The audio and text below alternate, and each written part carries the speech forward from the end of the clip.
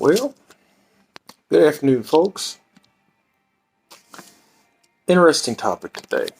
Something that a few people have broached over the years. We'll go into a little bit of history. Um, but with modern ammunition and modern shells and modern guns, is the 20 gauge ready to overtake the 12? Let's show some examples here. We've got a, hang on,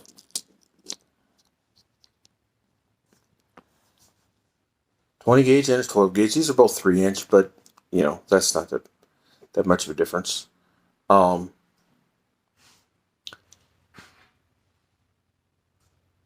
the two most common shotgun gauges out there today. Next would probably be 410, followed by 28 gauge with 16 gauge coming in somewhere after that, and then the 10 gauge. And those are the common gauges. There's other stuff out there. Some guys still have some old 8 gauges. There's some obscure gauges like 14 gauge and 32s, 34s, things like that. But the common ones, the most common, 12 and 20.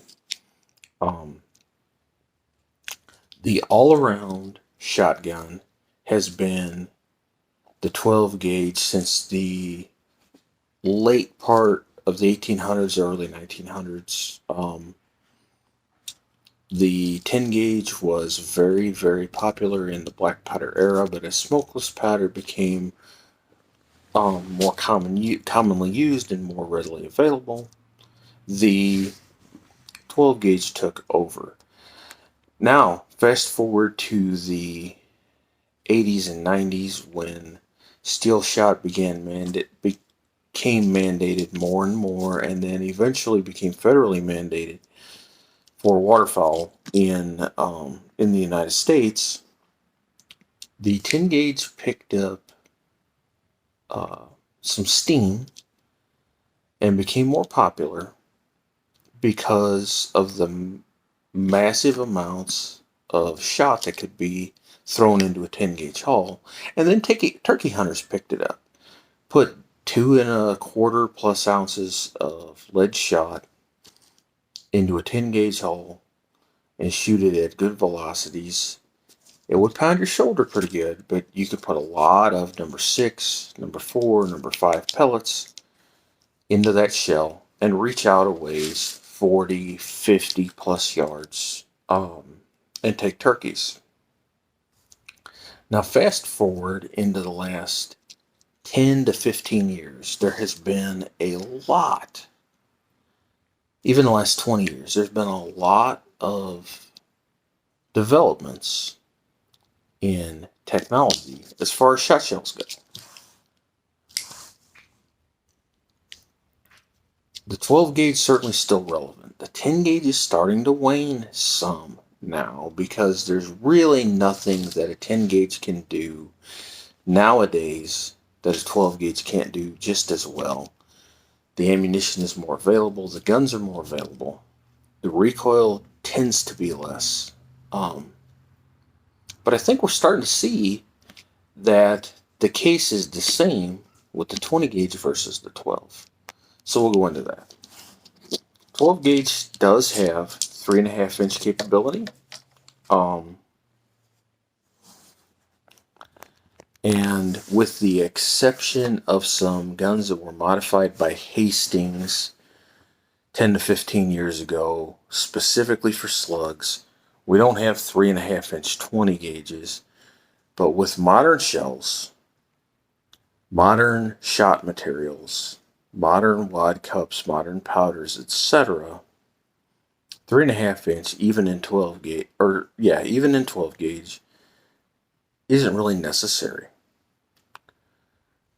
So let's compare a little bit the 12 gauge and the 20 gauge and what you can and can't do with it. In waterfowling, 20 years ago, steel shot was available in a 20 gauge for sure, but manufacturers hadn't quite figured out how to make steel shot as lethal as it is today.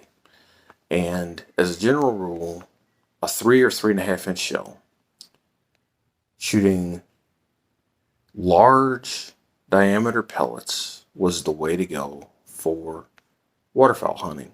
And that required a 12 gauge or 10 gauge to really be effective for waterfowl. Sure, you could shoot smaller ducks. Sure, you could shoot geese and things. It was done with 20 gauge, but you kept your shots close, etc., etc. Now we've got a lot better shells. We certainly have good steel shot out there, but there are a lot of other options. Turkey hunting was another thing where the 12 gauge was king, and even the 10 gauge, because of larger amounts of shot, being able to reach further, etc., etc. A 3-inch 20 gauge with 1.25 ounces worth of shot, even with an extra full choke, special turkey chokes, etc. Generally, 20 years ago, 30-35 yards was the accepted maximum range for turkeys. For ducks and geese, 25 to 30 yards, the accepted maximum range for 20 gauge. Now, with modern shells, with modern shot types, with just better wads, better powders, etc., being able to extend those ranges, guys are killing turkeys even with 410s, as well as geese, ducks, etc. The 20 gauge, available in 2 3/4 and 3-inch shells, available with lead shot, also available with different tungsten variants from heavy shot to TSS to tungsten polymers, etc., which are heavier than lead and perform on game like lead, but they are expensive. We'll get into that in a minute. And then bismuth. And bismuth is very popular, with companies such as Boss coming out with less expensive bismuth shells, becoming a very, very, making the 20 gauge and other sub gauges very doable for waterfowl, turkeys, etc. So do you really need a 12 gauge? Will the 20 gauge eventually replace the 12 gauge? Short answer is I don't think the 20 gauge will ever 100% replace the 12 gauge, because there's so many of them out there. The 12 gauge will always be the most popular round. But as guys get older, as guys have injuries, shoulder injuries, things like that, as people want lighter weight guns, etc., you can only make a 12 gauge so light before it just becomes obnoxious with recoil. Where 12 gauge, or with a 20 gauge, you can shoot, that's for 12 gauge. You can only make a 12 gauge so light without making it obnoxious for recoil. 20 gauge is the same, but you can make it lighter. A 5-pound 12 gauge will kill your shoulder. A 5-pound 20 gauge, though lively, will not destroy you and lead to injuries, unless you're shooting the heaviest loads available, which aren't necessary for most hunting applications or target applications. We'll give you some examples where 20 gauge comes really close to a 12 gauge. My go-to turkey loads for 2 3/4 inch 12 gauge shells would be either Remington Express Long Range or Federal Hybrid. I prefer the Remington. 2 3/4 inch, 3 3/4 dram, 1.25 ounce of number 6s at about 1300 to 1330 feet per second. 1.25 ounce. People say that's kind of light, and it can be, but with a good tight choke, it will produce turkey killing patterns out to 40 yards. You have to pattern your gun. I understand that. But what does a 3-inch shell have? A standard lead 3-inch 20 gauge shell has 1.25 ounces of lead shot, the same payload. in a tighter diameter barrel, which will inherently give a slightly tighter pattern. So, and at similar velocities. The 1 1/4 ounce 3-inch shells anywhere from 1,100 to 1,300 feet per second, depending on the load. 11 to 1,200 tends to be pretty standard, so a little bit slower, a little less pellet energy. But stay with me. With modern wads, modern powders, modern shells, etc., even with standard lead loads, um, Winchester Longbeards, things like that, even more standard loads, Remington Premier, etc., with the right choke and shell combination, you can reach out to 40 yards for turkeys. Guys are going to say, but I want to shoot 50, 60, 70, 80 yards. I will address that in a minute. Personally, I think 40 to 50 yards is as far as you should shoot at a turkey, but if you can do it with consistency, then by all means, if you want to reach out further, that's fine. And you want to use a 12 gauge, that's fine. But there's options for longer range as well. And 20 gauge will be cheaper in these options. Options such as heavy shot, which is tungsten iron. Options such as TSS, which is a very dense tungsten shot. They use 9s and 7s instead of 6s, 5s, and 4s. So a lot more pellets in 1 1/4 ounce, 1.5 ounces, all the way up to 2 ounces for Boss Tom shells in a 20 gauge. Number 9s, number 7s. Number 9s have the weight around a number 6 or even a little heavier, where the 7s are more like 4s. And guys are reportedly getting good patterns out to 50 and 60 yards with 20 gauge shells on turkeys. These shells are expensive. TSS can be as much as $10 to $15 per shell. When turkey hunting, though, you don't shoot that far.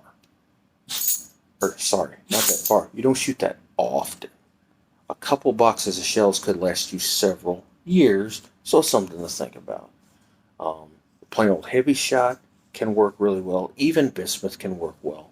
You've got a lot of options. But let's look at just standard lead shells. Wads have come a long way, so patterns are tighter.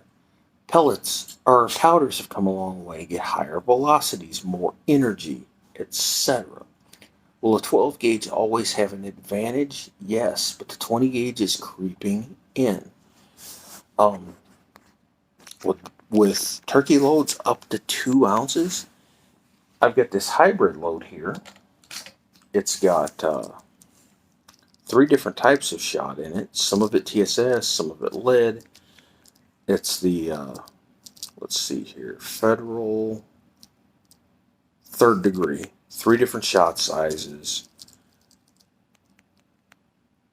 1.5 ounces of shot. That's like my 2 3/4 inch actually manufactured for turkey shells. Winchester 1.5 ounce, 2 3/4 inch turkey loads, Super X. The same amount of shot. And it's it. And they shoot around 1,200 feet per second, I think. So about the same velocities, too. Or close. And yes, depending on barrel length, depending on chamber dimensions, etc., your velocities could vary. Some manufacturers do flub the velocities a little bit. That's been pointed out to me before. But the point being, same payloads, similar velocities, maybe not all the way.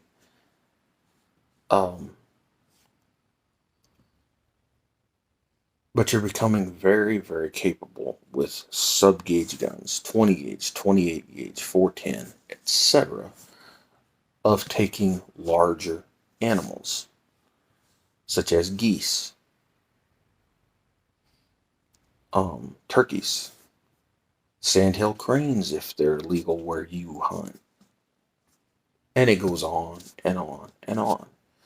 20 gauge generally comes in a lighter gun, generally a little less recoil, but if you're using the same payload at similar velocities, a lighter weight gun will kick more. So don't think that just because it's a 20 gauge, you're going to have less recoil. An ounce and a half a shot at 1200 feet per second is going to have the same velocity, whether it's in a 12 gauge or 10 gauge, or the same energy, whether it's 12 gauge or 10 gauge. If they're both truly shooting at 1200 feet per second, yes, they may or may not. I understand that. But say they're both truly shooting at 1200 feet per second, ounce and a half a shot. You get a 6-pound 20 gauge, a 7.5-pound 12 gauge. The 12 gauge is going to feel less on your shoulder. When it comes to TSS loads, because the amount of shot in them is less, the shell tends to be slightly less expensive. Not always, but can be.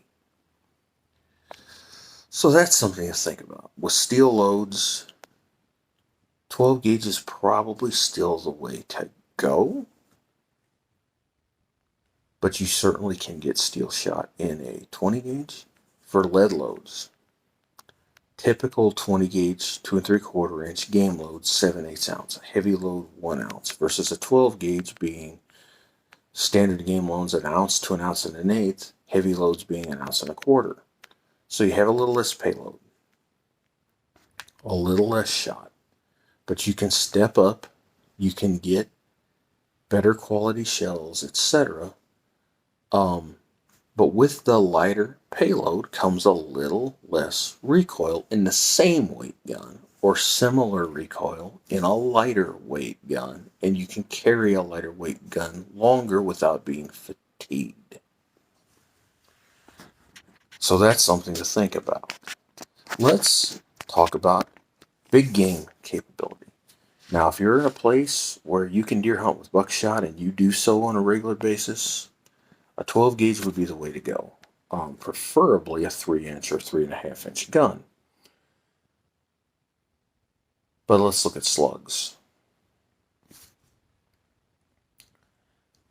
Slug technology has come a long way in the last 20 to 25 years. In the old days of Foster-style slugs or Bernicke-style slugs, rifled slugs, smoothbore barrels, a 100-yard gun was hard to find. In the 80s and 90s, companies started making fully rifled barrels, sabot slugs. Accuracy went up. If you're shooting Foster slugs, 12 gauge is going to be your best bet. You're going to have more energy, more velocity, etc. Will a 20 gauge get it done? Sure. But out to 50, 75 yards will be about it, and a 12 gauge will have a lot more energy. But when we're talking talking fully rifled barrels, sabot slugs kick hard. You can get a 20 gauge with a 240 to 260 grain sabot slug somewhere between 1,800 and 2,000 feet per second, which is about what a standard muzzleloader load with that grain weight bullet. Accurate, reach out there to 150, maybe even 200 yards in the right gun.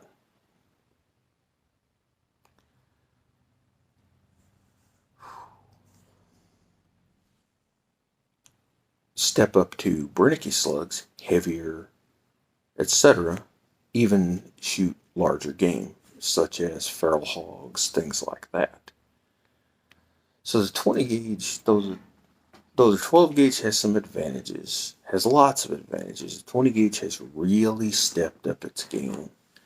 And if you're a little recoil shy, if you want a lighter gun, there's not a lot that a 12 gauge will do that you can't do with a 20 gauge with the right shells. So, food for thought. Please like and subscribe. I hope you enjoyed the video. Let me know. And please check out Titan Tungsten. Discount code VETERANOUTDOORSMAN. Get 10% off. We'll see you in the next video.